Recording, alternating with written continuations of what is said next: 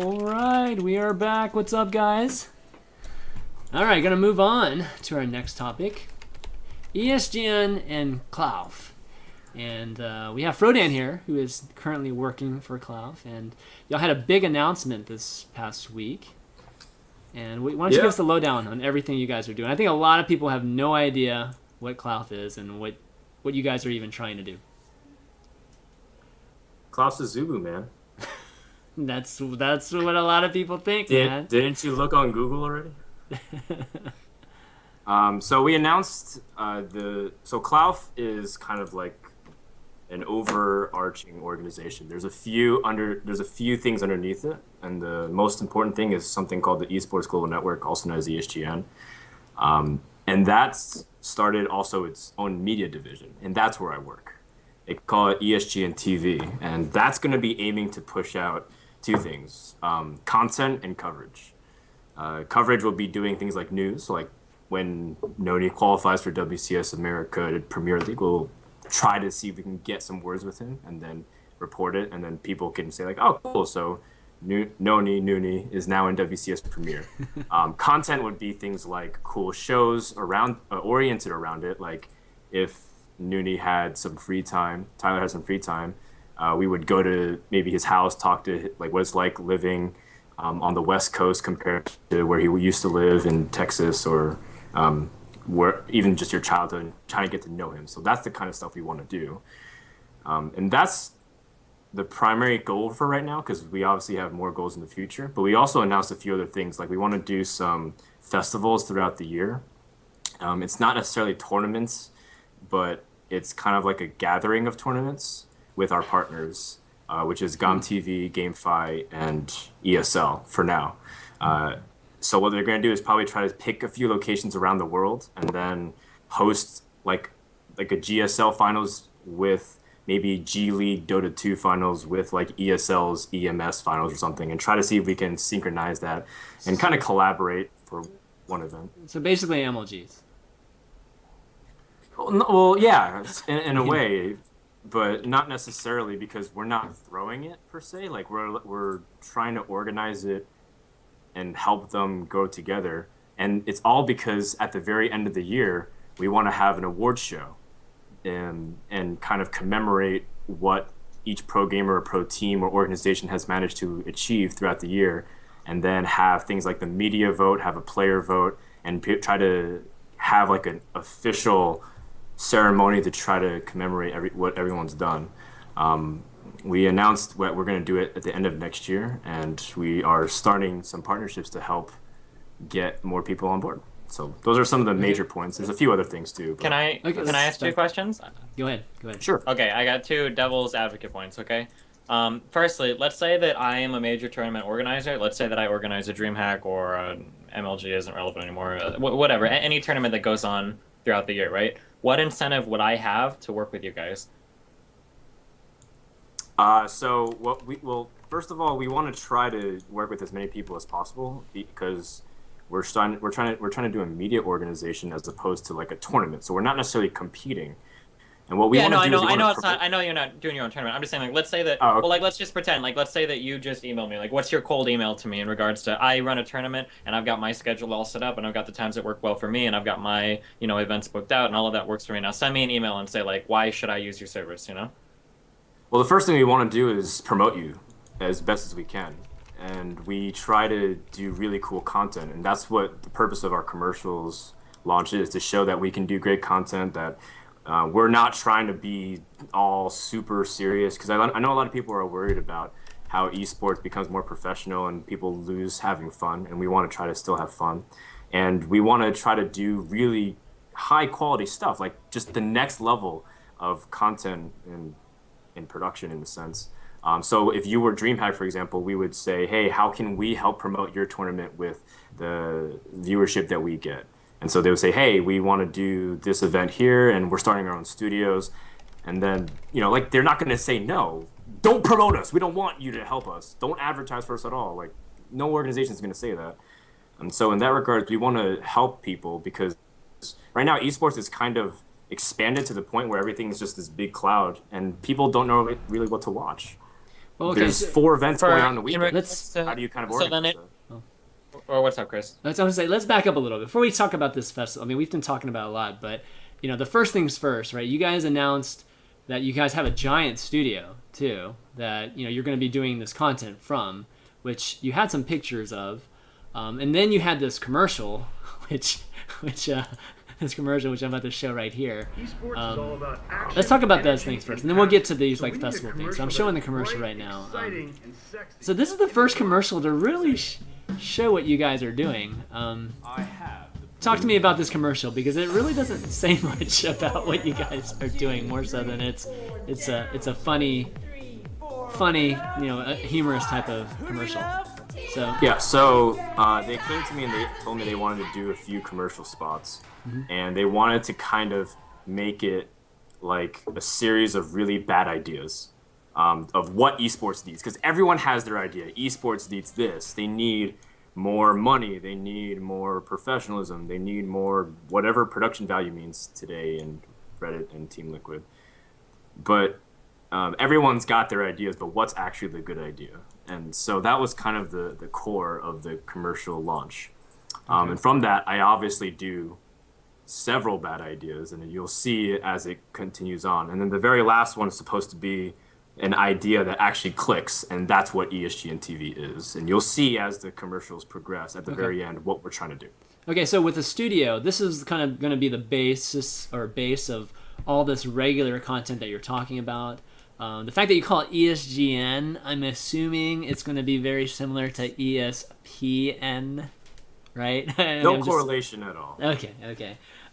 So how many people, you're the only person I know that's even in media, that the community even knows, that's done media type of things before. Who else is going to be doing this coverage and this kind of things that we might know as a community? Yeah, so it's not going to be just me. It's going to be a team of people. We want to get reporters on site, on location. So, for example, with GOM TV, it'll be something like Soulkey just defeated Innovation 4-3 and a reverse kill. What are his thoughts in English, or translated English live on the spot at the place, and then maybe half an hour later it comes through us for news, stuff like that. Unbridled access that people don't really have prior to before, because right now the way you kind of do it is you would send an E&G team, kind of have some videos uploaded with maybe Slasher or whoever on Gamers, or maybe DE Sports, ESFI World, but it's still kind of disorganized. It's just like a click of VOD and then you kind of read a forum post, but if you're not searching for it, you won't find it as easily. And so we try to organize everything, and that's the goal. So that's why I'm not really like a caster anymore. I'm essentially just like a news anchor, and that's my official title now. Yeah, let me show you some pictures of the studio. It's pretty impressive. Tyler, Steven, have you seen the studio here? I haven't seen the studio now. Okay, here's the link to it. It's on a Korean site here, but you can get some pictures. And this announcement, I know you had a press conference and you had that sort of thing. I think you had a lot of people from the media coming and touring the studio and all that stuff, right, Dan? Yeah, we invited everybody. Didn't invite me, you bastard. Well, sorry. We invited everyone except ChanManV and apparently Robert Olin. So, oh, yes. We try to just show people what the studio is. It's in Potsdam, which is just slightly outside of Berlin. It's a little bit of a journey, but it's really fun, and I'm sure somewhere down the line, hopefully all of you guys get to see it as well in person, because it's a really nice place. I mean, it looks quite impressive, and I know a lot of you folks that were at NASL, are now over there working for Clauf. Mm-hmm. What's the team like over there right now? The team is it's less than 20 people right now, and we have 4 people from NASL, and then everyone else is just from different parts. We have a lot of people who aren't from esports at all, but they love gaming. We have a lot of people from esports, from history. We have some former pros in different games, and we have people like me as well, who's been kind of in front of the camera, and they haven't revealed them yet. So it's not that big of a team. Like, honestly, people kind of make us out to be this Illuminati thing, And I understand it because it's the secrecy kind of builds up this hype and people expect big things, and then they show off this big press conference and everyone's like, wow, they must have shit tons of money that they're just pooping out every 2 seconds. But that's not really the case. We're still a small team. We're still just aiming to do one thing good, which is the news, and try to have good content around it. And we're going to start small and try to continue to build up. I mean, there's nothing more to it. I mean, it doesn't look like you guys are starting small. I mean, we're not going to not do small. everything. Okay, so everyone's going to be like, "Oh, are you going to cover Counter-Strike Go because it's growing? What about Battlefield 4 and the fighting game scene? And are you kind of try to do everything?" We're going to try to focus a lot on StarCraft, League, and Dota because those are the 3 big games, and then continue to try to do that really, really well rather than trying to do everything and then kind of suck. As a result. So we want to focus and do really well, and you'll see stuff as a result. Okay, well, all right. Let's talk about some of those projects you just mentioned. Continuing on with the festivals and these award shows. I guess Steven, you had a comment that I kind of cut you off there. But... Well, I'm like, ideologically, I'm really against stuff like this. So I really wanted to grow the fuck out of Frodan. But if you want to keep going, we can go for it, man.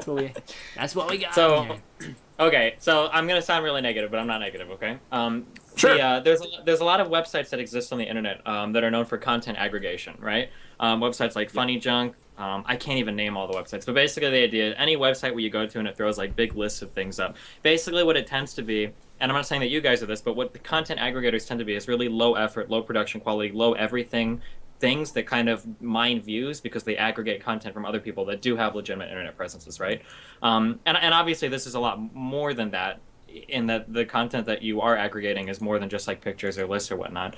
But I guess like the thing that's kind of confusing to me is like, and I'm just looking at this in like the most skeptical way possible, right? Is you have a whole bunch of tournaments that all have their own branding, their own logoing, that have all put forth effort to like hire in-house teams for producing content. They all manage their own interviews, their websites, their online identity. Like they all do all of this stuff themselves, and they all kind of have their own schedules, and they've been doing that for the past 2 or 3 years. It just seems weird that I don't want to say a shady company, but a company that would come in out of nowhere with a lot of funding, like that you guys could offer anything to sway any of those other companies into joining your thing to bolster your own presence, you know? Like it seems to me like anytime you would approach another company with this kind of a business plan, it always seems like you guys stand to gain way more from the exposure of partnering with any other large tournament organization than those tournament organizations would have with partnering with you. Like could you realistically approach somebody like DreamHack or an ASUS ROG tournament or any of those big tournaments or NorthCon, could you realistically approach them and say like, hey, I honestly think that we can help you guys with your exposure way more than, you know, the amount of exposure we'll get for saying that we partnered with you? Does that make sense? Yeah, no, that's a completely legitimate question, and the answer is not right now. The fact that we even have 3 partners, in my opinion, this is me, not the company, blows my mind. Like I don't understand how they managed to get GameFi, which is just one of the biggest companies, or one of the biggest esports companies in the world. If you ever like get a chance and somehow crack into China's internet infrastructure, you'll find out that GameFi has ridiculous amounts of establishment and infrastructure. They have like something like 150 million subscribers to their TV channel because there's, you know, reality check, there's like a shitload of people in China. So GameFi is like the number 2 TV station in all of the country, which is just big. So that in itself is like really cool for us. And Steven's right. We gain a lot more than they do immediately, but at the same time, they're also extremely focused on what they're doing. And that's kind of a thing of every single organization. They're trying to do what they do. And in the end, we have these weekends where DreamHack is on the same date as MLG. And that's unfortunate. And then you have WCG thrown in there, and you have all these things. And as a result, the last 2 months is just kind of chaotic. So it's not necessarily that we're trying to get these organizers to all join with us. That's not what our immediate goal is. Our immediate goal is just to provide really good content, original content, because I know you're talking about aggregate content. We're trying to do our own stuff, and that's why something was leaked, and Artos has even talked about it, but we're doing our own original Hearthstone game show, and that's going to be airing eventually when we're done with it, but we're just trying to get cool stuff that people see our tag and say, wow, that's actually, if ESGN does something, it's really good. Same thing with Red Bull. Whenever Red Bull does something, they know it's good quality. if they take the first year of StarCraft 2 esports away, because I don't think Red Bull was fully aware of what they had to do at the point. But now Red Bull is really starting to kick it in. And now whenever someone sees it like, oh, Red Bull, they're going to a niche market, they really can kick ass. We want to have that same kind of presence. Sure. I think it'll all come down to how good the original content production you guys do is. I think that'll be like really, really, really important to determine whether or not you're successful. I think in unifying that stuff. I also feel like I don't want to say you're overstepping into WCS territory, but do you feel like there's a big overlap, like ideologically, in what you guys want to do and what WCS aims to do? Like when you talk about crowning players at the end of the year based on your kind of system where you've got all these tournaments working together, do you feel like you're stepping into WCS territory a bit, where WCS wants to crown a single champion at the end of the year? Yeah, I mean, at the same time, yes, but we're not giving them the title of world champion. We're just giving them the awards that other people vote for, in a sense. So we would poll like the media, like ChanManV has his own set of shows, so we'd ask him for one vote along with everyone else. We're not necessarily hosting a festival where you say whoever wins this is the world champion. It's people's choice type of thing or something. Yeah, it's the people's choice, and at the same time, I don't even see anything wrong with multiple award shows. It's kind of just how real life is. People have different awards for different things. And I don't really see, if anyone else decides to come out with an award show, then we wouldn't really be offended. If anything, we try to work with them as well. As for the point system, which might come into your head about overlapping, I think it does a little bit. But WCS points also are a little bit convoluted in a sense, and their system isn't perfect. Ours is still kind of in the wraps or in the works as well. And so we're just going to try to see if we can work together in that. We talk to Blizzard all the time about trying to work together, but we're talking to Blizzard. Gotcha. Okay, and then last hard-hitting question.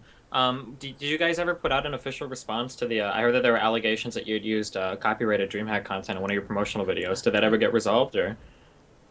Yeah, so we talked to DreamHack in the past, and I know that right now we're actually talking to Robert Owen as much as we can, and as far as I know, we went to DreamHack to get some DreamHack footage, and we went as press, but we understand that DreamHack, they want to have the rights and everything, so we're trying to do our best to bridge that relationship, and we apologize to them. If Robert was really upset with it, he has a right to be, and our company is trying our best to extend the olive branch. All right. So we're taking care of it. That's the Okay. We fucked up, and we're owning up to it. All right, cool. So I have a few questions, kind of real talk. Actually, Tyler, do you have any questions for him? I'll just wait till the end. You can go ahead first. Cool. So I have a few things. So the first off, you told me, or you started off by saying that you guys are going to start small, and it sounds like you guys are trying to do everything, like right off the bat. I mean, it sounds like you guys got a studio. You're going to want to be doing regular content, and covers, and that sort of thing. And then on top of that, you're going to be wanting to do these additional events, and some like big events, not even just like very very controlled events inside your studio, that sort of thing. So I don't know. That sounds a little bit conflicting. It seems a bit overly ambitious, given that your team isn't that big yet. So right, I should clarify about that. So ESGN TV is different from ESGN, and ESGN is the one going to be doing the festivals, and that's more operation. It's kind of outside my department, honestly. Whenever I try to get involved, they're like, you don't know anything about this, so just go talk in front of the camera because that's all you can do. For ESGN TV, our project is just half an hour of news every night. That's going to be our big point, and then maybe some supplementary content around it, like, for example, our Hearthstone tournament, or some other thing that we can come up with, and that'll be it. It'll be just like an hour on the air, and we'll see what people respond. Then we'll just continue to expand that. But it's really hard to do an hour of original programming that's really fast paced and sharp and cutting edge, because it's it's pretty easy to kind of turn on a stream and try to do stuff that's loosely scripted, but it's really difficult when you actually try to plan everything and you have a full-on team, and news is really difficult to produce. I'm finding that out really quickly. Yeah, I mean, one thing that we're seeing just kind of going into 2014 is there are a lot of companies that are creating their studios and trying to make regular content. And some of those organizations are MLG and DreamHack and some of the big players that we already have in esports. What do you think about that? Are you going to be trying to compete with those guys, trying to do better, or you think there's enough I guess pieces of pies that you guys can coexist? Oh yeah, I mean that's the whole point. I mean we're trying to reach a lot of people, not just esports. Even though there is a big player base of gamers who don't even know about esports, and people want to reach those, but we also want to reach out to a bunch of other people, and that's why we got a bunch of different media organizations to come in that's not necessarily even in esports gaming at all. On the flip side, again, like if esports report from MLG is something good, we're gonna ask them if they want to show it on our channel or something, or kind of promote them and say, go watch the esports report. If On Gamers can finally get their stuff and do some really cool stuff, we'll say, hey, On Gamers does some really cool stuff. We're not gonna go all Team Liquid on wellplayed.org here. We're gonna try to really promote people as well as we can. Ouch. So how are you gonna make money? Well, see, that's a difficult question because that's the question. I don't know at the moment with the financial department because they're very closed off. But we do have an investor group behind us, and if you're interested in researching it, they're called Sapinda, and you can go check it out. They do a bunch of things like holdings and capital market investments and whatnot. All right, Tyler, you got questions? Yeah. Well, first of all, are you guys going to be, like, when you show up to an event, are you just another media organization, or are you looking to establish, like, a more privileged relationship with the tournaments? Actually, as much as we want to establish partnership with the tournament, we also want to establish a relationship with the pros as well, because we really feel like it's become a little bit too much about the tournament win and the value of the tournament win, and not enough about the players and their stories to get there. As much as organizers are trying to do profiles and whatnot, I really feel like that's still a disservice to the players. Like, I mean, if you come out to WCS Premier League, Tyler, what are people going to say? They're going to be like, oh, you for a year and a half trying to follow your journey back. But that might be it. People might see an interview with you talking about it. But I think people want to see more. And I think that's what really will carry it to the next level, because people want to follow the player stories. If you look at League of Legends, that's exactly what Riot's been focusing on, just building the player stories. And so, sure, establishing the relationship with the tournament is really important. We want to be on good terms with DreamHack and MLG and OGN, GOMTV. But we also really want to make sure the players are first. And that's something that's going to be a big creed of our channel. We want to be a content service provider that the pros want to watch. Okay. All right. Well, I have one more question. Okay, last question. Cool. Okay, sorry. So this is just going to be kind of like aesthetically and a lot my opinion, but an opinion I've heard from some other people too. But like, sure, just looking at the website and reading this sentence, our aim is to overcome the fragmentation of global electronic esports and drive its evolution towards a mainstream digital culture. And then, it's a great studio. It's the first time I saw it was when it was just linked, but the aesthetics again are kind of like Korean aesthetics, and I know like Korean culture, when it doesn't translate to American mainstream culture. The Korean culture just it doesn't. It's like there's no like global culture. Like what works in Korea doesn't necessarily work in America. Well, it doesn't work in America, and even to some extent between America and Europe. And like I've looked at everybody on your team. I know there's influences from everywhere, and it just seems like right now. I mean, I'm not sure that.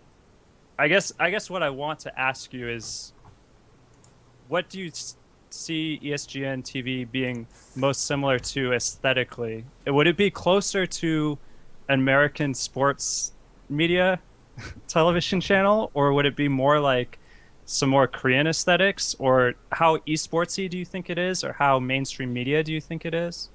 Because right now, like the commercial I've seen and some of the aesthetics I've seen in that sentence seems very esportsy to me and not exactly what I feel. I actually kind of lectured the writer for being too flowery, and it just sounds so silly. Like it's just honestly sometimes it's kind of dumb to say it like that because it makes it's very circle jerky, kind of like, oh yeah, this is great, and ethereal thing called esports. It's the theoretical mission statement, I guess. You can say. But I understand why he wrote it. I'm just saying, dude, just like make it a little bit lower level English for me. But you have a complete valid point. Like it seems very Koreanish. To answer your question, we want to try to do it like more mainstream media in America, like Monday Night Football, or if you've been watching any of the Major League Baseball network shows, those kinds of stuff it's just like, I think Major League Baseball, as sad as the state of the sport is probably at the best production level of all mainstream sports in North America at the moment. So we want to kind of be more like that. And we don't want it to make it cheesy. We don't want to make it, kind of silly and irrelevant. We want it to be really good. And that's what the purpose of the commercials are, to kind of show you the kind of content we can push out with a pretty small team. Compare it to some of the stuff you've done at NASL. So compare it to, just any of the shows or any of the content that you've done there. Is it going to be similar to that? No. NASL is its own monster, man. Our production budget was zero, like literally zero. Our CEO would write it on a piece of paper and remind us, like, this is you have to kind of be creative with nothing. So we try to do everything we could in the studio and try to be as creative as possible, which is me apparently putting a fucking headband on and dancing with a playmate and a dog. That's like what I had to do. And this actually goes into a question that's often asked: why are we in Berlin? We want to pick a location that's central to everything, and Europe is a really budding place right now for all of esports. And Berlin is just a fantastic city. Some of the stuff that we're going to do when the players arrive here to show them around town is going to be really fun. And again, it's going to be original content. We're not going to try to just rip off anybody. We want to have our own style. And as my boss says, we kind of want to be punk rock meets Disney. Okay. We'll end it on that. We'll end this topic on that. Looking forward to it. Looking forward to all the cool content, especially the top secret Hearthstone event that's coming up. And, good luck to you for sure. Nothing else. I figured you guys would ask a lot harder questions. It's all good. We'll ask some more questions once we start seeing some of the content you guys make. Well, when you guys open up the subscribe to our website service for $15.99 a month, then we'll come back. Exactly. We'll come back with the really fucking hard questions. Exactly. Watch out. All right, let's move on. Riot had a big announcement this last week. And caused lots of controversy, lots of dialogues amongst the communities, multiple communities, and it was basically all about Riot's LCS contracts. Well, the way it was worded. Let me bring it up. The way it was worded, and OnGamer broke this story. I think Slasher. I think Slasher was the one that broke the story, and basically they were saying that Riot would prevent any of their players from streaming any other games. And I think a lot of people took it as like they were not going to let their players play any other games except for League of Legends, which is, that was a crazy notion. There's no way they can prevent that. But they wanted to prevent it from streaming, and I think it mainly had to do with Hearthstone. A lot of League of Legends players would play Hearthstone in between even queuing up and stuff like that, and it would be on their streams and that sort of thing. I don't think I've ever seen LCS. Wait, go ahead. Real fast. It's not just about playing other games on stream. It's about. Do you remember a long time ago when Huck played the NA ladder and Huck complained that queuing was impossible because he would literally have like 15, 20, 30-minute wait times every ladder game? Okay, I don't remember that. It was. I think it happened in 2011. That was back when they're like, I don't know if there wasn't an MMR cap or there was some weird shit, but basically if you got to a certain point in the NA ladder, you were literally sitting 20, 30 minutes, sometimes up to an hour waiting for a game. Like it was really stupid. Yeah, eventually he couldn't find a match. He waited over an hour and never found a match.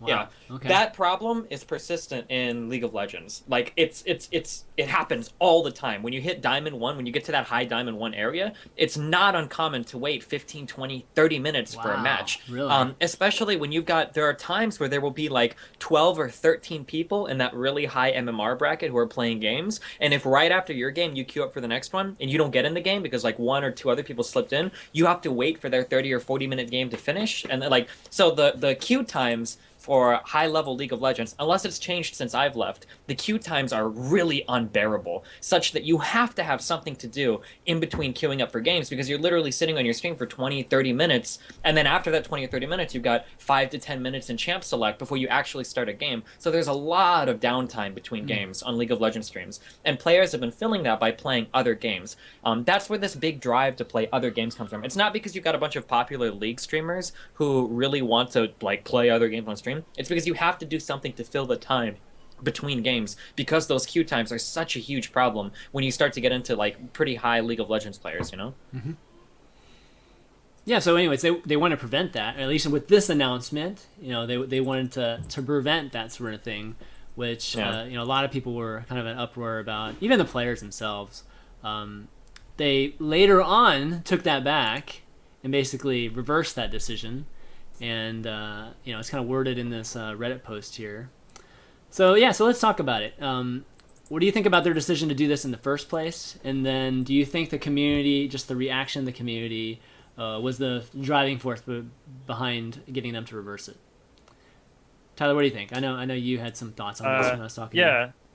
Well, so their reasoning for reversing it, the explanation they gave, I didn't buy at all. They said that their original intent with the rule was that they wanted to prevent players from being paid to play other games on stream. Like, if Blizzard, I doubt Blizzard ever did this, but you know, like for example, if Blizzard paid a League of Legends LCS player to play Hearthstone, like that would be a problem that Riot wants to say, no, you can't do that. Right. There's no fucking way that ever happened. That would It would be be such a bad, nightmare. yeah. But they did say it Maybe did with happen. another Yeah. company. It did happen. Yeah, Oh, I think wow. it probably happened with some other smaller company or something.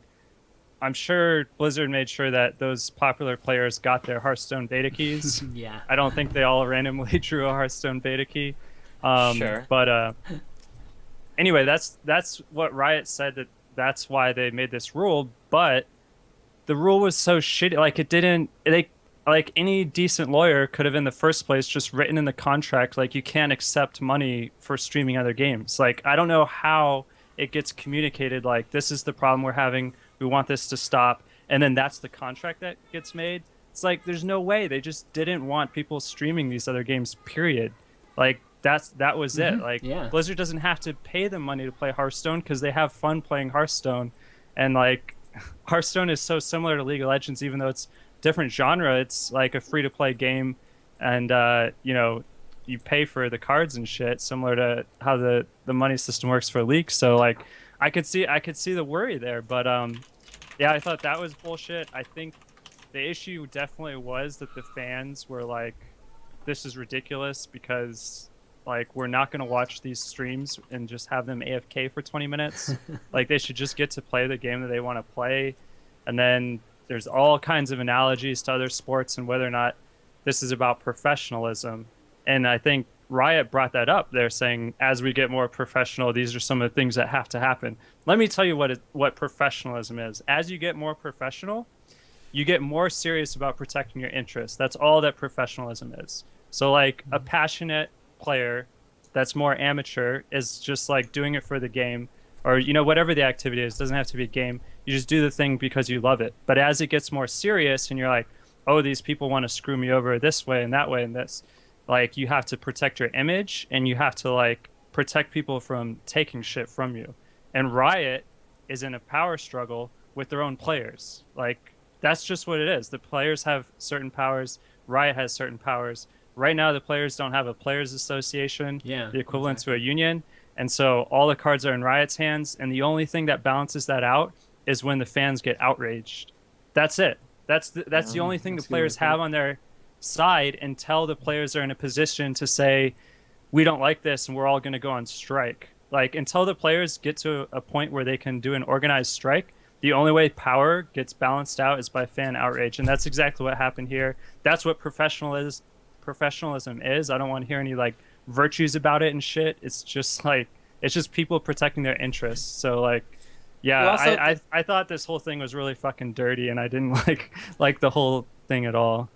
The dirtiest thing here is that you like fucking this is like the I think the term in economics is like a vertical monopoly, where like you control a certain thing, and then you try to control absolutely fucking everything that has to streamline into that. Like the idea of Riot telling players that, like when you guys are playing LCS matches, or when you're on an LCS stage, or when you're representing Riot, like you're not allowed to be advertising Hearthstone, blah blah blah blah blah. Like all of that is cool, and I could totally fucking understand all of that.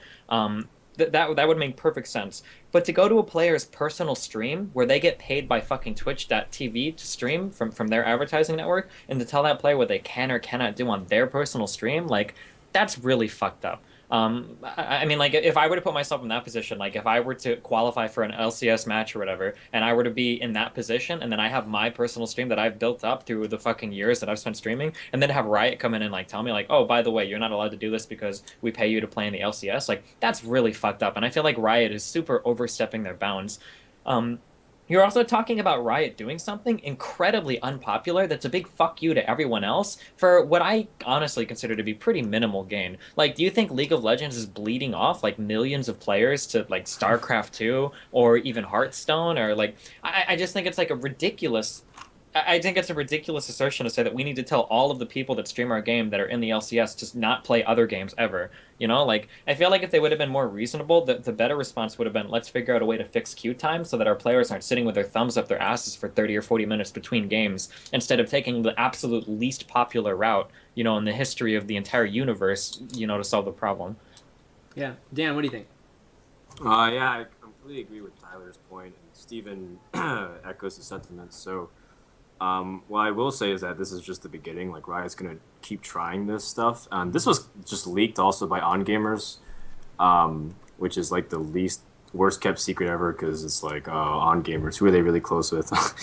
I'm sure some of these LCS players in NA are pretty ashamed that it got leaked out. But at the same time, it's necessary, because Riot, what they're doing is extremely self-interested. And then I really like how some people brought up the point that, like, it's against even their company policy, like, oh, we're all gamers at Riot and we're like equal opportunity, we like let people play other games. But yeah, it's just the beginning. Like, this shit's gonna come up again. This is also, like, one of those, like, I feel like this is the most esports thing I've ever seen in my entire fucking life. Like, I hate esports, and I hate the entire fucking concept of esports, because people who are around my age, or people who are a little bit older, I mean, like, maybe I try not to look at the past through rose-tinted glasses, but literally growing up, like, we all fucking played, like, all the fucking games. Like, everybody played fucking Halo, everybody played Super Smash Brothers, everybody played some form of fucking Tekken, everybody played Mario Kart Racing, like, everybody played a Zelda game, everybody played all these fucking games, and we all played these different games, we were cool. And I'm uncomfortable with heading into this area where we have to, like, hyper segregate all the gamers. Like, are you a League of Legends player or are you a StarCraft player? Like, that shit already fucking happens enough. We don't need like backing up that kind of a position that you can only play one type of game. I think it's really fucking absurd that we would try to drive people into that when the industries aren't even, like, super established. That's another reason why I get a little bit annoyed when you make the comparison to sports or whatever. Regardless of the reasons they have for their players not promoting it, like, even hockey. Like, those players aren't fucking broke. Like, hockey players aren't starving. Hockey coaches aren't, you know, like, living in boxes on the streets. Like, these people are all in industries that are doing fine. Even the smaller ones are doing fine. You know, like, even fucking pro tennis players make enough money to do their shit. So to have game companies try to, like, choke off other game companies when we should all be excited that we're all kind of doing better, I think that leaves a really bad taste in my mouth. And I think that it gives a lot of legitimacy to people that might not have had legitimacy before to hate on Riot for fucking other games over, you know? I hate to fucking take James's side on this, but, you know, to see Riot, like, actively try to fuck over other game companies is really disheartening to me. I think it's a really negative thing, and I hope it's a trend that doesn't continue in this industry. Well, I mean, if you talk about sports, you know, other sports or traditional sports, we've had players that have been in two sports. You know, it's very rare because to be that talented to be able to play two sports. But we've had Deion Sanders, right? We've had Bo Jackson. We've had people. So, you know, I think that's not even supported necessarily in the sports. It just happens that it's very, very difficult to be that good at two traditional sports. But with video games, I mean, we all play multiple video games. That's just the culture of gaming. So I definitely agree with you guys in that standpoint that this is kind of crazy. But just, you know, as devil's advocate, they are paying the players more than anybody else, right? They've created this league that does take care of those players. So, you know, you have to ask the questions. Yeah, so they are reaching some for here, but should they have the right to reach that far when they're paying them that much? I mean, it's a matter of not being an asshole, though. Like, just because you're paying somebody doesn't make them your fucking slave, you know? Like, I need, like, since I'm paying you a salary, when you come to participate in my tournament, everybody has to wear a Star of David or whatever so that you know I fucking own you. Like, I mean, could you do it? Like, if you want to make that argument, like, you could make that argument for anything, you know? Like, if you're... Like, if you're a certain height, like, you've got to wear stilts so that you're up to an acceptable height to, like, stand on stage. Like, I mean, that argument could stretch for anything. Because we pay you, you have to do this. Like, I think it behooves everybody involved, except for maybe a little bit of the part of Riot that wants to maximize their exposure on their own game. I think it's negative for everybody else to tell people you can't play other games on your League of Legends stream. I don't think that's good for anybody, even if they do pay the players to participate in the LCS. Yeah. Tyler, you brought up Oh, go ahead. Go ahead. No, you go first. I was going to bring up a completely separate point, so you go. Okay, well, I'll just say one quick thing. I don't like the analogies to other sports because I think every situation is unique, and you're going to find one example that supports one side of the argument and another example that supports the other, and you can't really just like compare it to anything. But I will say the one specific thing that actually happened that I found was probably the closest was that in the NFL. San Francisco 49ers player Alex Smith wore San Francisco Giants, which is a baseball team, baseball cap to an NFL press conference, and he got in a lot of trouble for that, and there was a lot of fan outrage. He ended up getting a warning and not getting a fine. It would have been a $15,000 fine. The key thing here, though, is that it was at an NFL press conference, and he's allowed to wear anything he wants the second he steps out of that room. So, like, I think if you're gonna talk about what's reasonable and draw a line, draw an analogy from them, at least as a starting point, is say, okay, when you're doing things for us, related to your work for us, then you're representing us at those times. And when you're on your own time, you could do whatever you want. And I feel like the stream, you have to say that that's their own time because that's not related to the LCS. They're playing the game for fun. That's not even the real practice, solo queue. Like, the scrims are really the heart of their practice. So, and that doesn't get streamed. But I will say that the other thing I wanted to say was I forgot. So do your thing. The other thing was more important, and I forgot it. So whatever. You brought up just player associations, and Dan, you even mentioned that Riot's going to keep doing this, keep trying to reach, and try to come up with things like this. Is it time for a players association for League of Legends players? And would that be good for players? It's time for a players association, period, like across everywhere. Like, I'm still shocked to hear the tournament conditions for some players, and I'll say it, like MLG, I heard they still have sometimes trouble taking care of their players, and some people aren't happy, and that's a big reason why League of Legends players hated going to MLG for a long time, because they just rush them all the time. There needs to be standards and practices for players, because again, they're really mistreated, and people don't see it because all they see is the players being late and getting DQ'd, and people are like, oh, what happened? Stuff like that. Yeah, the mismanagement of players. Players are really bad when it comes to publicizing issues too. It seems like it's kind of like what NoNY said earlier. It's one of those things where you talk about like the balance of power. And right now, Riot has all of the negotiating power. The only time a player has negotiating power against Riot is when they go public with something and then they make a big deal about it, because then they've got the entire fan base and they can leverage all that negative PR, as their ability to negotiate with Riot. But without massive shitstorms of negative PR or the threat of it, you really don't have much negotiating power as an individual player or even as an individual team against a big company like Riot. So far the publicity thing has kind of worked, but I think it's kind of sad that we have to do like the dirty laundry in the streets every single fucking time, there's some kind of negotiation going on with contracts. Like a typical contract negotiation should involve two parties going back and forth over points they find agreeable and disagreeable, and then working on it until they've got something hammered out, and then you're done. Not party A presents party B with a contract, and if there's shit that party B doesn't like, they pretty much have to take it to the public and get a huge shitstorm, riled up over it before anything could get changed, Yeah. Yeah. That's the thing is like real professionalism is about the two parties. I would define the real professionalism, the virtuous professionalism, as the things that they compromise on that are mutually beneficial. Because right now it's Riot trying to do everything that they can that benefits them without totally like screwing over the whole system. Like they're kind of being as greedy as possible. But real professionalism will start when there's like a little more give and take, and just be like, all right, we understand your value and you're key to the system. And I think the big salaries they get are nice. Well, they're not huge salaries, but by pro gamer standards they are.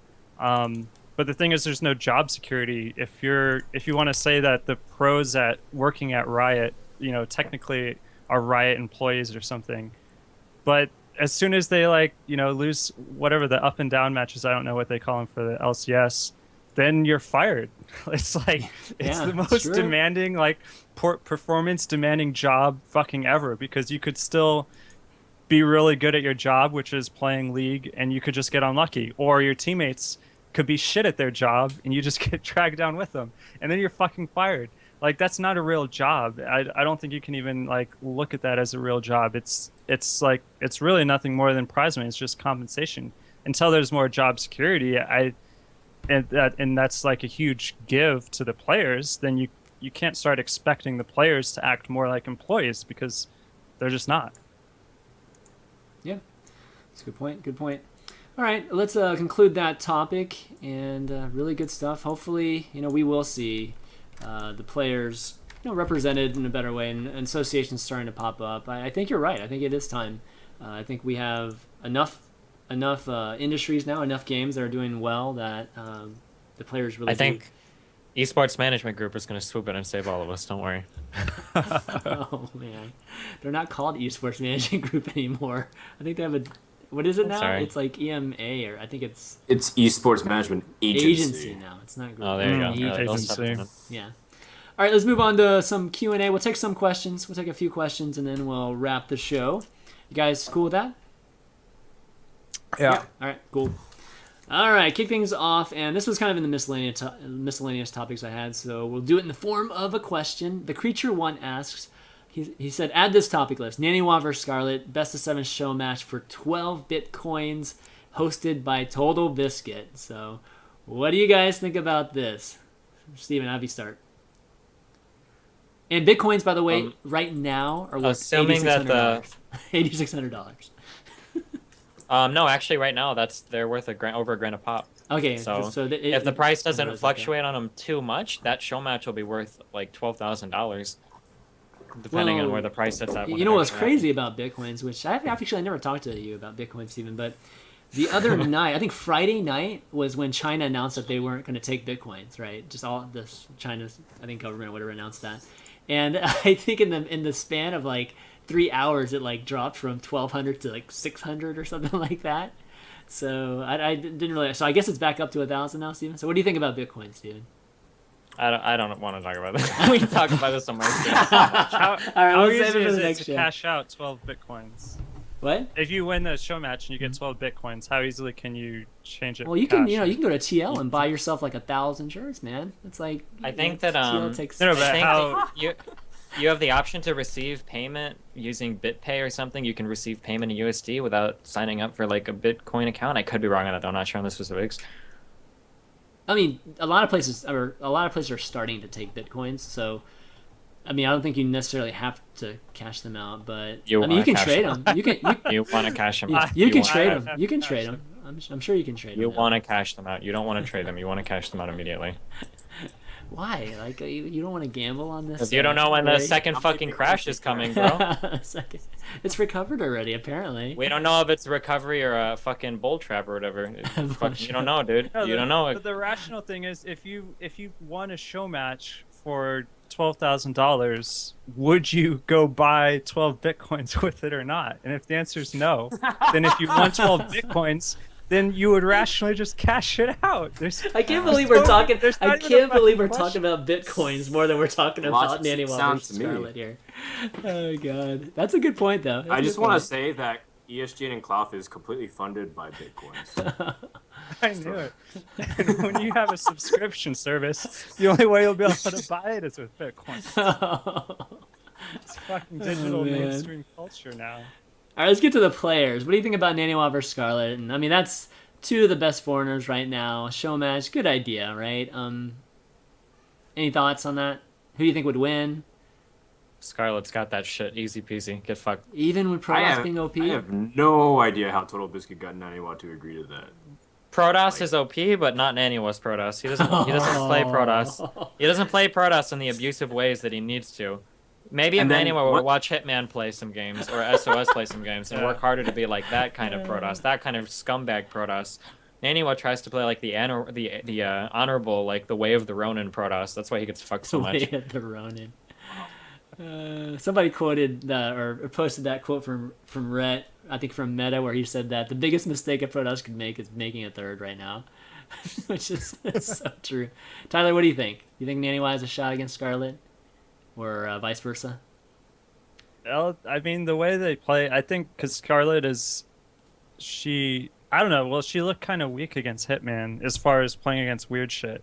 You know what I mean? Mm-hmm. Yeah. So it's like, but I don't think she was in the best conditions either. I don't know if that was because in those kind of games you have to improvise and be like just on top of you can't follow like preset builds, and so if you're not well rested and in the best state of mind, those are the kinds of games that are going to instantly become the most challenging. So I don't want to judge her too much based on that one series against fucking Hitman, but she did seem to have some weaknesses to some of the weird shit Protoss can do, and then it'll just come down to, a little bit of luck and how well does NoNY prepare for it. Yeah. So one thing I don't know. I have to stress this as a Zerg player. Playing ZVP is so much different based on who your opponent is. Like, there are different matchups. It's almost like there are 4 matchups in StarCraft 2 where macro-based Protoss is not hard to beat. Like I would say pretty confidently that Zerg is much stronger than Protoss if both go for a standard macro game every single time. If you let Zerg just go 3 base, fucking 80 drones, and you don't do shit about it, like the amount of pressure, the amount of different builds that Protoss can do, that Zerg can do off of 3 bases, and the transitions, fuck, dude, you never want to give the Zerg the opportunity to mass an army, attack you, trade that army, and then make 40 mutas immediately after. Like, you don't ever want to be in that position as Protoss. You're gonna get fucked every single time, So like those straight up macro Protoss for Zerg games are pretty easy for most Zerg players, and Scarlet will have no trouble absolutely fucking manhandling the shit. That was a really bad word. I'm really sorry. That was really stupid. Will have no problem fucking destroying NoNY. Shut the fuck up. Have no fucking problem destroying NoNY in a best of anything if NoNY goes for like those standard macro games, All right, I'm done talking now. NoNY has really good control though. He makes shit work that I didn't think it would work just because he has like pristine control. But NoNY has good control, but fucking Scarlet is a fucking monster, dude. There's no fucking way that Scarlet's really good. I would put money on it that if NoNY tries to play standard, straight up fucking macro games, NoNY will fucking destroy, or Scarlet will fucking destroy NoNY. Won't even be close. NoNY has to incorporate some of those weird, I don't want to say cheesy, but some of those fucking scumbag Protoss 2-base moves. If he doesn't do any of that at all, it's going to be easy wins for Scarlet for every single game. What do you think? I will bet on what do you think of the Protoss builds that they're macro and like kind of standard, but they're actually like really fucking greedy to the point where it's like you're daring the Zerg to do like little roachling shit to slow you down, like a really fast third while like going triple Stargate, that kind of shit. Do you think if Protoss survives that, well, let's say if Zerg plays, they don't play aggressive, they don't try to punish it. Do you think Zerg is still in a good position? The problem is that like Scarlet is known for her fucking muta switches, and I just think like how do you deal with that as Protoss? For a Zerg to do like a massive Roach Ling or Ling Hydra or some kind of ground-based attack, lose their entire army while killing half or 75% of your army, and then swapping out to 30 or 40 mutas, like how do you deal with that as Protoss? Like it just seems impossible. If you let the Zerg build that economy up and do that, those attacks seem so hard to deal with. Yeah, I think well. The way Protoss does deal with it in an ideal situation, I think if they have 12 to 15 warp gates and they win a battle convincingly, and then they warp in 30 supply more units and they're in the middle of the map while the mutas are building, I think Zerg is fucked then. And I mean that's good. It just comes down to can you win that battle convincingly. Yeah, it depends how convincing it is. 3 bases. Yeah. But see, I feel like if the start of the game is like a really fucking greedy Protoss, like a 6-minute third base, and they're also attacking really hard, like that kind of thing, then how do you feel like the game shakes out in that case? The problem with that, though, and this is another one of the reasons why I love Scarlet as a player, because Scarlet is a very fucking solid macro play, but she's shown that she's not scared to engage in like early game shenaniganery, like the game on Whirlwind versus SOS, where she opened with a fucking 7-pull, right? Was it 7-pull or 10-pull? I think it was 7-pull, wasn't it? It was 7 or 8, I think. It was. Yeah. I don't think So it was for 10. NoNY, if NoNY does any research at all, I don't know if, especially NoNY, do you think he would feel comfortable going for that like that 6-minute third nexus or like crazy early greed builds when Scarlet is known to kind of mix in some early game shenaniganery if she thinks that the enemy Protoss is going to be super greedy? I would be really nervous as a Protoss to do shit like that, you know? Yeah, that's true. Yeah, that's true. So it sounds like TB is going to be taking donations for, I guess, folks to add to the prize pool. Oh wow, that's going to be. Yeah, it's I going to don't be know well how over. this It's going to be well over that. It's going to be. How did Total Biscuit get 12 bitcoins? I think somebody donated them, didn't they? Yeah. Oh, did Maybe they? they donated like 15 and he's like taken 3.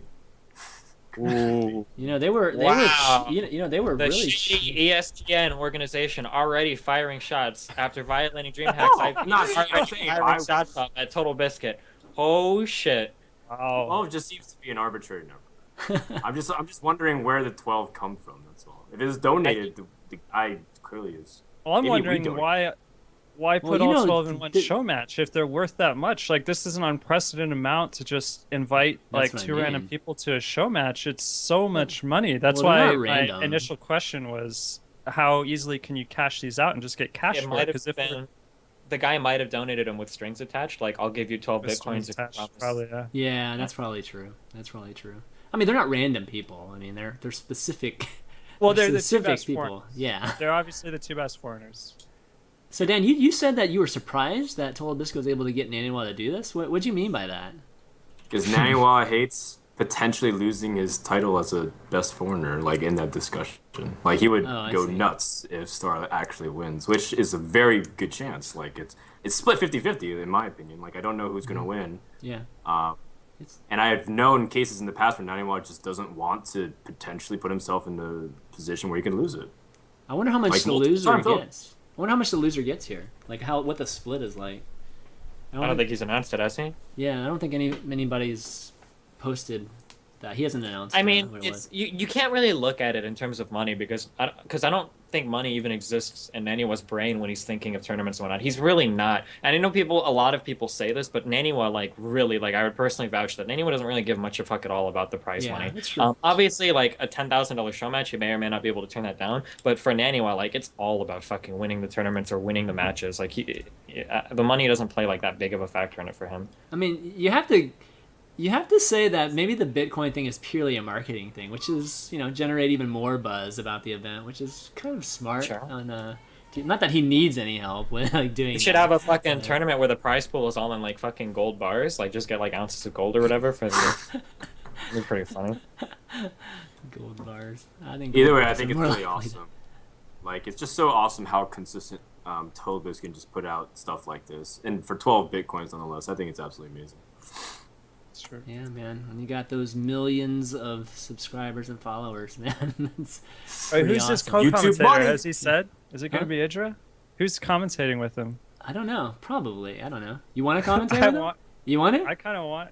Dude, Idra. TB, if you're watching this, Tyler over here, you should be commentating some tournaments. I was telling you that in don't know. BlizzCon. This guy should be doing some co-casting. So should Steven. Both of you guys should be. Well, Should be I doing could do Protoss maybe. I absolutely couldn't do a match that doesn't have a Protoss in it. Lower your camera, Steven. Oh, man, that's... that kind of restricts you then, if that's the case. Yeah. Okay. it does. Let's go on. Good Dude, I job. can see all I can see is your hair, Steven. I'm working on it. Okay, fuck you, man. God. The camera drifts up. All right. All right, next question. This question is for Frodan. So what's up? Okay, I'm putting this on stream, so if you're watching the stream. All right. So what was up with the probe outfit during DreamHack? What was up with this right here? Like if you're looking at it. And It's the part of, person asked. Sorry, I have to complete the question. The person actually asks. He asks, "How hard did your nipples get from the cold and excitement?" It was like a whopping -1 in DreamHack, so I was very, very cold. I was shooting some content for ESGN. They'll come out in a week or so. But yeah, so it was pretty much a publicity stunt, just so we can get ourselves on the map a little bit. And don't say you didn't enjoy it. I know you like it. Wow. They better be paying you well, man. They better be paying you well. Okay, so Destiny. Ask Destiny if he is under opinion that an average fan can't distinguish pro player skill levels with good casting, because most people in the Shoutcraft winners thread were talking about the low skill level of players, especially when comparing the games to the Hot 6 Cup. So I guess, do you think it's still true, your statement about that? I mean, like, this is like you're asking me to evaluate like a psychology experiment with absolutely no fucking blinds. Like, it's very easy to look at something and say you can tell the difference when you already know at the start. You know, like, there are reasons why double blind tests exist, because people have horrible fucking confirmation biases when they look at things like this. And that's an impossible it's an impossible scenario to evaluate whether or not you think the players were playing better or worse than Koreans when you already know that they're foreigners. And the casters already know that they're foreigners, you know? So that's, I mean, I think that if you were to take, here's what I would like to see, okay, in a perfect world, okay? You split up a group of 10,000 people, okay? You have 5,000 people watch one stream, 5,000 people watch another stream. You get 2 casters on each stream, and then you tell 2 of them that, hey, here you're going to be casting life versus innovation, and then on another stream, it's like, here you're going to be casting Destiny versus fucking SCD Pride or some other random dipshit, you know? But in reality, like, you switch the games, and then you run that scenario like 15 times, I guarantee you that there are going to be a lot of people thrown off at the end when you tell them, you know, like, what was going on in each match. Because I know that NoNY agrees with me, at least to some extent, where you watch certain people being casted, and it happened a lot. Anytime SOS plays, fucking casters will suck his dick at every opportunity, doing basic shit that even, like, NA Masters players know how to do. Like, it'll be like, oh my god, like, he's so ingenious for having the Zealot blocking his ramp, or like, oh my god, the way that he microed his Phoenix when he picked up the drones off the gas and shot him. Like, people hype Koreans playing to an insane fucking amount. And there are a lot of mistakes that Koreans make too, that the casters just don't really say anything about, because they figure Koreans can't make mistakes on it. Like, StarCraft is a really complicated game, and it's a really hard game to play, even at the highest levels. And I'm not saying Korean players are bad. I'm just saying that if you're casting Life, or you're casting SOS, or you're casting Innovation playing a game, and you told those casters that was a foreigner, I guarantee you that they wouldn't be sucking them off for every little thing they do, and they'd be a lot more critical of pretty obvious mistakes that they make, you know? Yeah, Tyler, what do you think of that? Like, I haven't gotten your opinion on. I mean, there's a whole spectrum here, and I would say I'm much closer to where Steven's at, and with the idea that the average fan can't tell the difference. I'm closer to there than I am to, oh, it's an obvious difference. I know for myself, I can see a lot of differences, but I can also definitely see the effect that Steven was just talking about. After I watched the BlizzCon finals, the grand finals at WCS, and they wouldn't stop talking about SOS is this fucking metagame genius, I was like, I didn't see 1 ounce of evidence that he was playing the metagame at all. I see a in the SOS versus Jadon matches. Yeah, I was like, yeah, where it's like mind games. Like, what fucking mind games? Like, the only fucking mind game here is that he's conscious while he's playing the fucking game. Like, seriously, like, fucking Terry Schiavo comprehends the metagame that's going on here with SOS doing like a fucking 2-base sullen. Like, come on. I know what you're doing. Yeah, Sorry, I was like, holy shit, Jadong, he went 3 hatch on Whirlwind? That's fucking crazy. What a fucking mind game. I was like, no, goddammit, he's playing fucking Whirlwind ZVP. If he can't go 3 hatch there, he can't go 3 hatch anywhere. It's like, or then when SOS does the sickest fucking all-in ever on Polar Knight, like Zealot Immortal with like 1 gas or something. Crazy early. Like, they're like, oh, crazy mind games. I was like, no, shittiest PvZ map ever. It's like, this guy doesn't want to play this map. He has this build. And like on every map, I was like, this is a Protoss that can do every single build ever. He can make up his own builds, in fact, and he's come to this tournament with an arsenal of PvZ builds, and he's using them one by one. I didn't see any mind games at all, and that's what the whole... Tasteless said he fucking changed the world. Tasteless said he cured the world. He solved world hunger, world peace. He fucking changed the fabric of reality. That's what Tasteless said SOS did. No exaggeration. That was word for word what Tasteless said. So yeah, Time magazine comes out like SOS is Man of the Year. Yeah. Oh, man. But Okay. yeah, I think the average player, and keep in mind that if you read an hour of SC Reddit a day or an hour of Team Liquid a day, or you watch this show, you are not an average fan. You are way above average. Your knowledge is way above average just by virtue of you being in this conversation. Have you seen the stream numbers and then seen the number of people that post? There's way more people watching than actually post, and it's only the more educated posters that can even really tell the difference. You'll still get posters that are like, I can't really tell. Like, you know, these players were entertaining, these players were entertaining.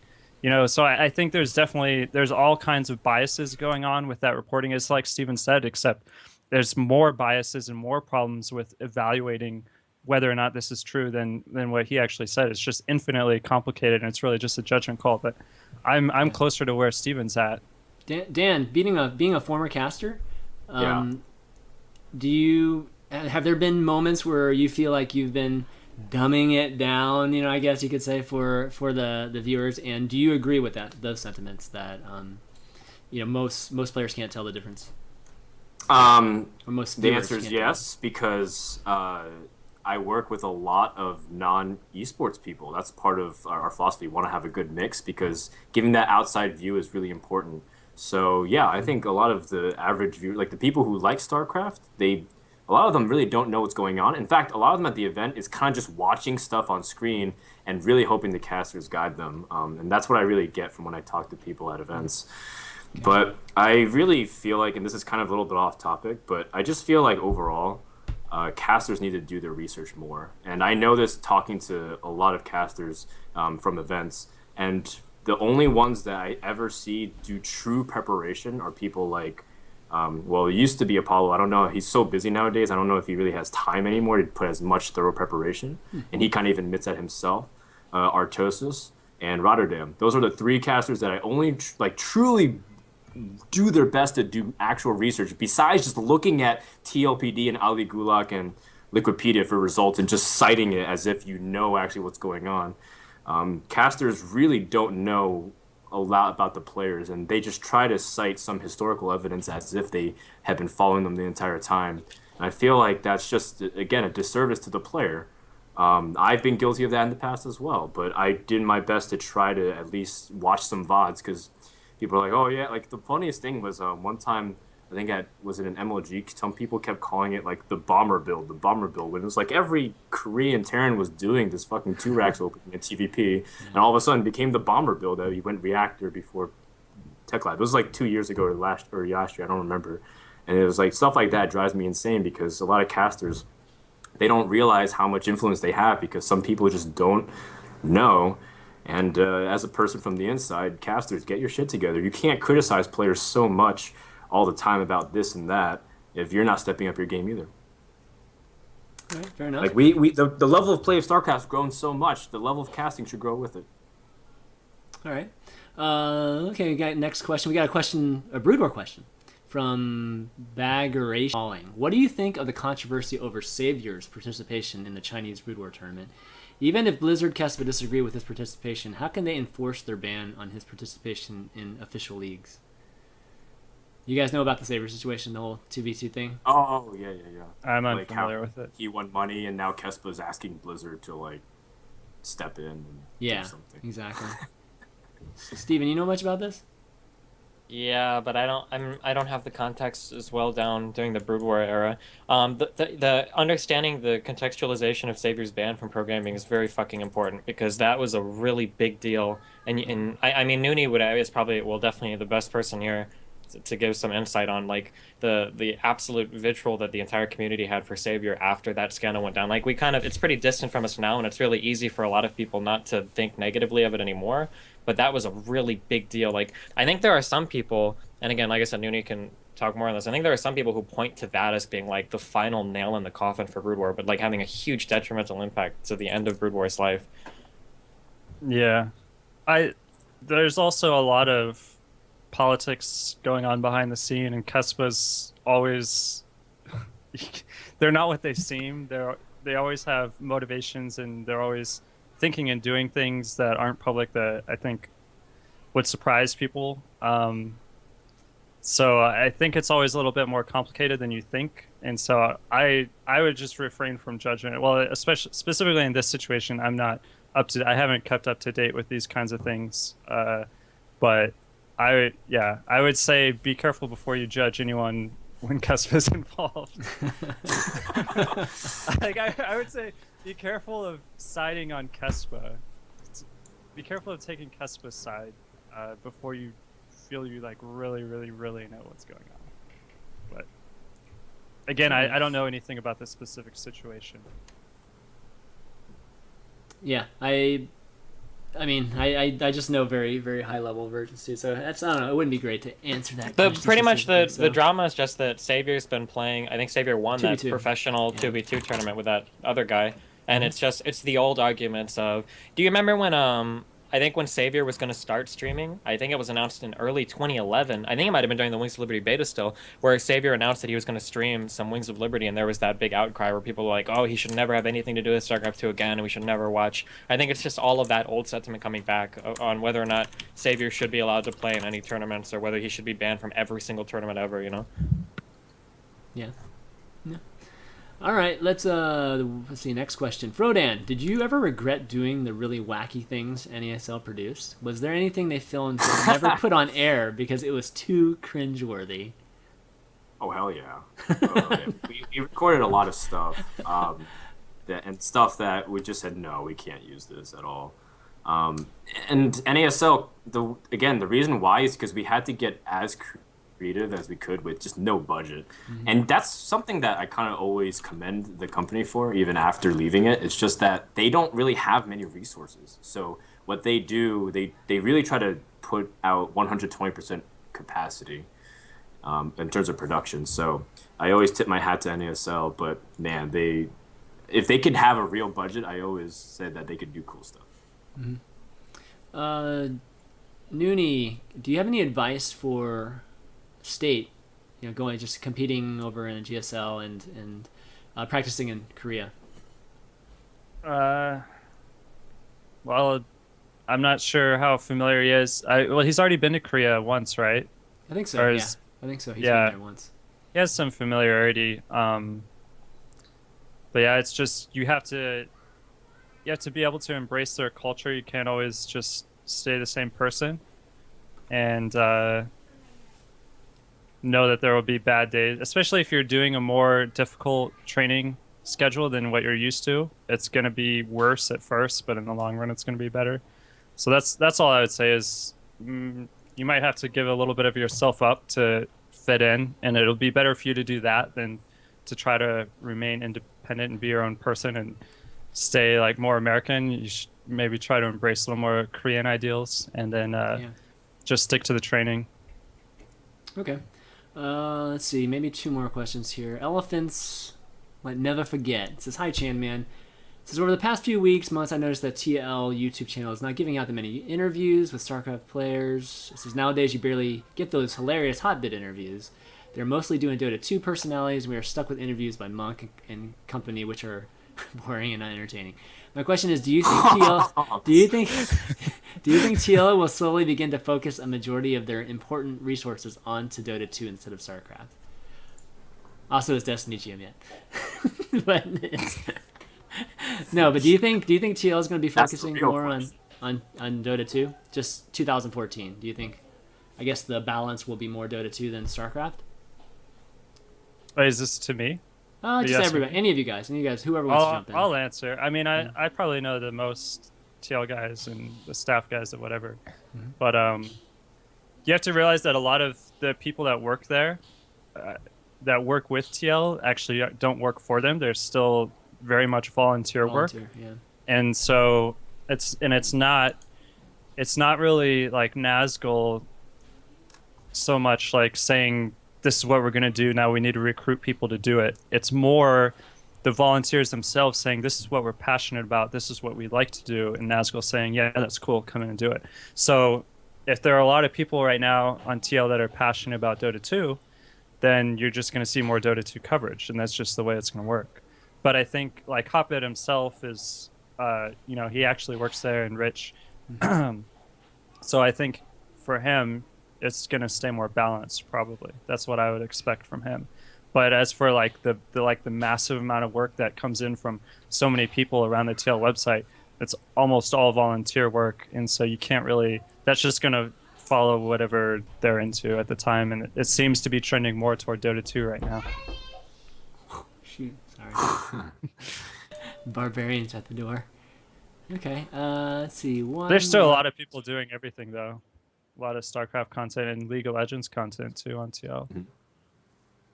Okay, last question from Iro Senin. Do you think? Okay, so it says, I believe somewhere in there's a lot of talk about Coca-Cola, I guess, in LCS, and it says, I believe somewhere in DJ Wheat talked about Coca-Cola's involvement with LCS and how it may lead to Pepsi coming back into the scene as they have been in StarCraft before Brood War in the early 2000s and 2011 GSL, I think. Do you think he's right, or do you think other companies will still be wary or maybe just go for team sponsorships? So I guess the question is, do you see big brands coming back and sponsoring these leagues versus like teams, I guess, which we see typically in the esports industry? It hurts to say this, and I hate to say this, but I kind of feel like if you're looking towards like large sponsors coming into the industry, I kind of feel like Riot's going to be leading the way in that, just because like as negative as we talked about them earlier, like they're getting the business shit down really fucking well. In regards to going after the big name sponsors or the bigger League of Legends teams. I mean, like if you were looking to advertise to this demographic, the League of Legends team just kind of has a monopoly on all of this market right now, you know, such that their viewership numbers are fucking huge. Their tournament numbers are fucking huge. They're really good at leveraging, exposure for all the different sponsors that they have in the scene. And they've had really fucking big name sponsors for some of those League of Legends teams. You've had like what fucking, was it Toyota or Hyundai or something? Ford, I think, right? Ford. I thought it was like Hyundai or something. One of the car companies, Yeah, and then you've got fucking the Snapdragon processor that's used in like every fucking Android cell phone now and shit. So, Nissan, that's it. So I mean, like if you're looking towards, I don't think that we'll be seeing any huge sponsors like Coca-Cola or somebody in StarCraft if they haven't already tested the waters with League of Legends, or at least like something to do with Dota 2 yet, you know? It was actually Nissan, yeah. The chat's correcting me there. Okay, very, very cool, very cool. All right, guys, I think that's gonna be dangerous game, Chris. I know, man. Just doing that. But okay, guys, I think that's gonna be it for the show. Great show today, man. I'm really happy you had you guys on. Hopefully, we can have you guys back in the near future. I think it'd be really funny if Volvo ended up sponsoring a bunch of Dota teams because of all this. Oh my God. All this shit that goes on. That would be probably the funniest shit in the universe, I think. That would be. Oh my God. Hey, we should have like the monthly reminder to give people shit about that Pizza.gg shit. Oh, come on. Where's our Papa John sponsorships? Oh God. Where's our Papa John sponsorships, man? Fuck. Okay, so that just means we should have Richard Lewis on the show once a month, just to remind everybody. We have to bring. I like Thorin on the show too, though. I think Thorin and Richard Lewis. Oh man, Thorin is such a polarizer. Either people freaking love him or they hate him so much. Yeah, but Richard's good for that too. Yeah. So getting them at each other, or get them at each other, man. Duncan and Richard get along really well, so they don't really fight.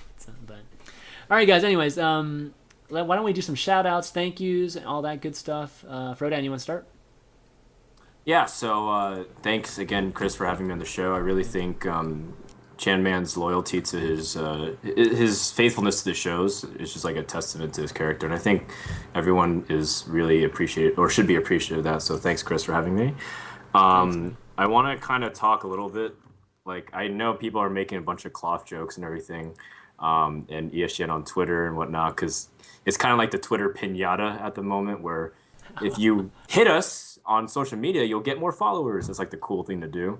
And I get it, so I don't take it personally. And I think they're also kind of funny sometimes. So no hard feelings. And I encourage everyone to just keep watching about what we're doing, because we're going to come out with some cool stuff. Hey, they're talking about it, so any publicity is good publicity, dude. Especially that's not necessarily true. Well, if you believe in your product, if you believe that the product's going to be good, then I think that it is true. But if you have a shitty product, then that's a different story. But all right, Tyler, you want to, or NoNY, you want to do some shout outs, thank yous? Well, thanks for having me on. And the only thing I would promote, I guess, is my own stream. So, if you see my stream is live, come check me out. Twitch.tv/NoNY. And you can follow me on Twitter, NoNY TV. And that's about it.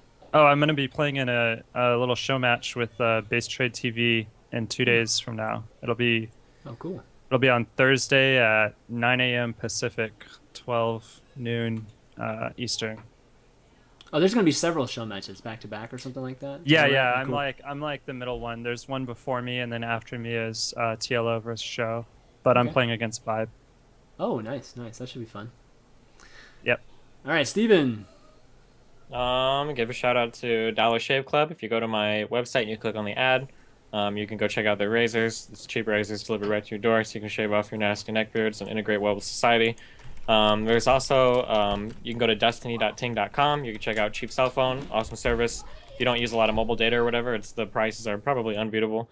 If you use a fuck ton of data, then it's probably going to be too expensive for you. Check out the Phoenix products. You can go to the phoenixcollections.com. You can just Google Phoenix, Feenix. You can check their shit out. And you can subscribe to me at Destiny.gg. Give me all your money. And thanks to ChanManV for hosting the show. Thanks to NoNY and Frodan for coming on and hanging out with us. Oh, I had a blast. Awesome. Just rounding out, just big shout out to our guests, both of you guys coming on again for the first time. Really appreciate it and love the fact I can have you on. Steven for doing this with me each and every week. Awesome. And for all of the viewers for watching today. Viewership was good today. And part 1's already up on the YouTube channel. Part 2 will have to be later, guys. I got to rush out for my daughter's Christmas show here, so I won't be able to upload it in time. So you're going to have to be patient with me. You're going to have to wait maybe an hour or two or something for part 2. So look for that on youtube.com/ChanManV. You can follow us all on Twitter at ChanManV, at Steven_Benell, and at at Frodan and at NoNY TV, right? Those are all the right ones, yeah. And then click and follow this channel if you enjoy the show or want to be notified anytime any of the shows go live. This Wednesday Night Sprites, Value Town, it's the best way to do it, so I'd really appreciate it. And tomorrow night, Wednesday Night Sprites, 10:30, and then Thursday we're doing a Value Town with Eric Dodd, one of the lead Hearthstone developer from Blizzard. Talk about the patches that they released, the crazy patches. But that's going to be it for Unfiltered, guys. So for Frodan, NoNY, Destiny, and ChanManV, we will see you next time. Later.